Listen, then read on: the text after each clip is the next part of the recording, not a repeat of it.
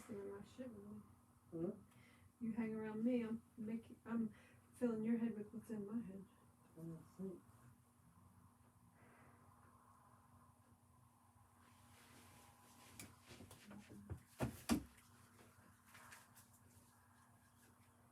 My battery's gonna die anyway, so I need to. Can make a heaven of hell, a hell of heaven.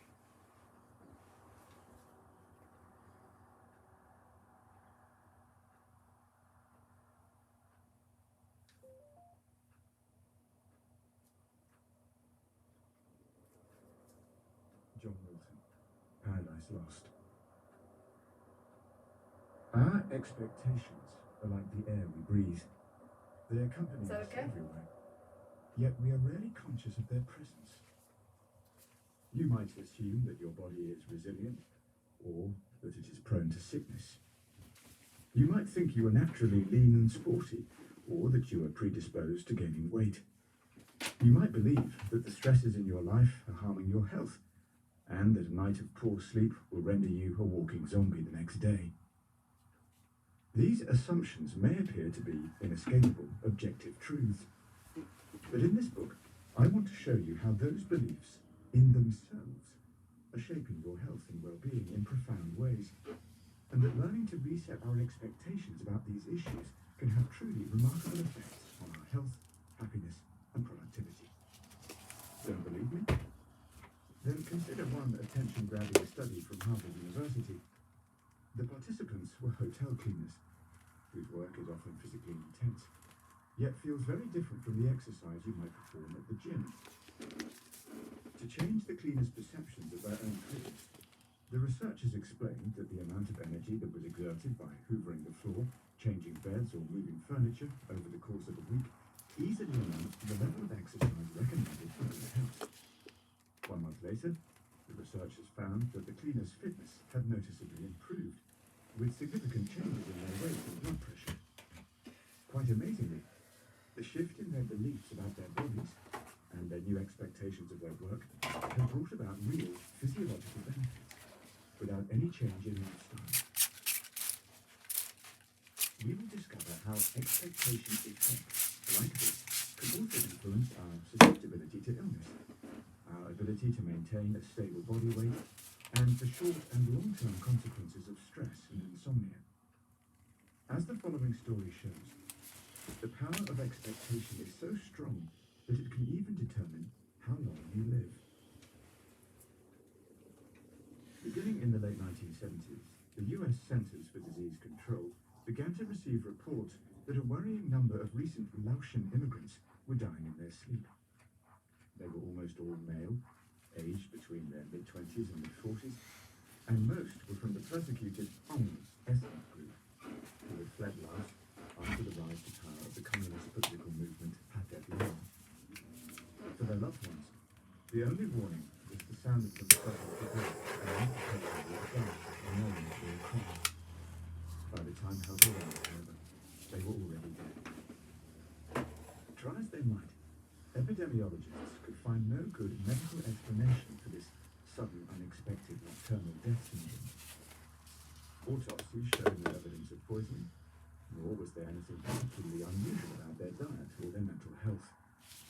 At its peak, however, the mortality rate was so high among young Hmong men that SUNDS accounted for more lives lost than all the other top 5 causes of death combined. Why were so many seemingly healthy adults passing away in their sleep? Investigations by the medical anthropologist Shelley Adler would eventually solve the mystery. According to Hmong traditional folklore, an evil demon called the caduceus roamed the world at night. When it found its victim, it would lie on the body, paralyzing them and smothering their mouth until they could no longer breathe. Back in the mountains of Laos, the Hmong could ask a shaman to make a protective necklace, or they could sacrifice animals to appease their ancestors, who would send off the dark spirits. But now these men were in the United States, there were no shamans. They were no longer able to perform their ritual sacrifices to appease their ancestors, meaning they had no protection from the damn sock. Many had converted to Christianity, so that they could better integrate into American culture, neglecting their old rituals altogether. Guilt at having abandoned their traditions was its chronic stress that could have harmed their overall health. But it was at night that the fears of the Dad Soul became realistic. Disturbing nightmares resulted in the experience of sleep paralysis, in which the mind becomes conscious, as if you were fully awake, but the body is unable to move. Sleep paralysis is not, in itself, dangerous. It affects around 8% of people. For the immigrants, however, it seemed like the Dad Sog had come to wreak revenge. The result, Adler concluded, was a panic so strong it could exacerbate a heart arrhythmia, leading to cardiac arrest. And as the deaths mounted, the men only became more scared, creating a kind of hysteria among the population that may have caused even more deaths. The explanation is now accepted by many scientists. Newspaper reports at the time described the cultural primitivity of these people, who were frozen in time and ruled by superstition and myth. But scientists now argue that we are all susceptible to beliefs that are just as potent as the Dad Sog. You may not believe in demons, but thoughts about fitness and expectations about long-term health may have real consequences for your longevity, including the risk of heart disease. This is the enormous power of the expectation effect. It is only once we recognize its influence that we can begin to use it to our advantage to ensure a longer, healthier, happier life. These provocative claims may sound dangerously close to the content of many New Age self-help books, such as Rhonda Byrne's 35 million copy bestseller, The Secret. Byrne promoted the law of attraction, the idea that, for example, visualizing yourself rich will bring more money into your life.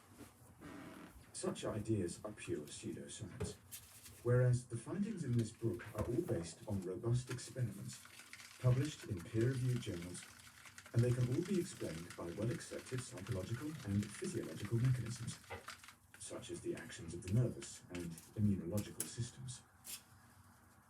We will learn how our beliefs can influence many important life outcomes without any appeal to the paranormal. You may also wonder how the content of our thoughts could have any meaningful influence in the chaos of the world today. I wrote much of this book in the midst of the COVID-19 pandemic, when many of us were grieving for loved ones and fearing for our livelihoods. We have also faced huge political uncertainty and unrest, and many continue to wrestle with enormous structural inequalities. Our own expectations and beliefs may seem to hold little power in the face of all these barriers. It would be foolish to argue that positive thinking could eliminate all this unhappiness and anxiety, and I would be the last person to make that claim. Scientific research continues to show that simply denying the difficulties of a situation will only lead to worse outcomes. As we shall soon see, however, there are many ways that our beliefs about our own capacities can influence how we cope with challenges and determine the toll they take on our physical and mental health. While many of today's crises are beyond our control, our responses to difficult situations are often the product of our expectations.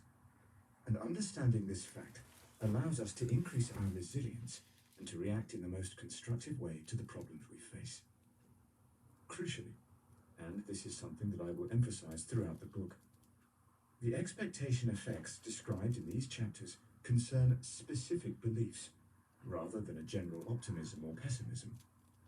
Armed with scientific knowledge about the ways your expectations are shaping your life, you can learn to reframe and reappraise your thinking without any self-deception, and you don't need to turn into a cheery Pollyanna to benefit.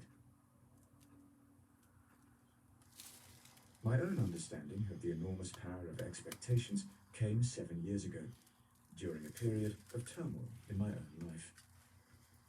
Like many people, I had previously suffered from depression and anxiety, but for most of my life, I had managed to weather the waves of unhappiness until they passed. Then, after a period of intense stress, the troughs in my mood started to get deeper and longer, to the point that they were no longer bearable. Recognizing those symptoms, I went to my GP. who prescribed me a course of antidepressants and offered some of the usual warnings about the known side effects, including migraine. Sure enough, my mood seemed to stabilize. But on those first few days, I also experienced splitting headaches that felt like an ice pick had penetrated my skull. The pain was so intense that I was sure that something terrible was happening to my brain. How could this agony not be some kind of warning? It just so happened, however, that I'd also started writing a popular science article about the placebo effect.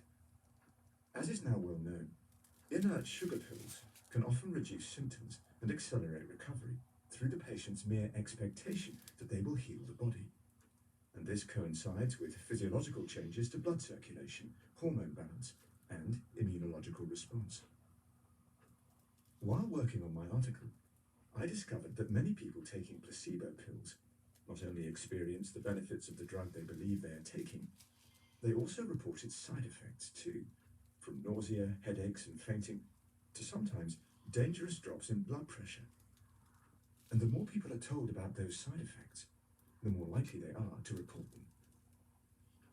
These are known as nocebo effects, from the Latin "I will harm," and, like the placebo responses, these symptoms are not simply imagined, but the result of measurable physiological changes, including significant shifts in our hormones and neurotransmitters. For many antidepressants, the vast majority of side effects can be explained by the nocebo response rather than an inevitable reaction. In other words, the terrible pain I had been feeling while taking medication was perfectly real, but the product of my mind's expectation rather than the actual chemical effects of the drugs. With this knowledge, the pain soon vanished. After a few more months of taking the antidepressants, side effect free, my depression and anxiety had lifted. Knowing that many of the symptoms of withdrawal may arise from the nocebo effect undoubtedly helped me to eventually wean myself off the medication too. Ever since, I have closely followed the research on the mind's capacity to shape our health and well-being, and our physical and mental capacities. And it is now becoming apparent that the placebo and nocebo responses to drugs are just two examples of the ways that beliefs can become self-fulfilling prophecies, changing our lives for better or worse.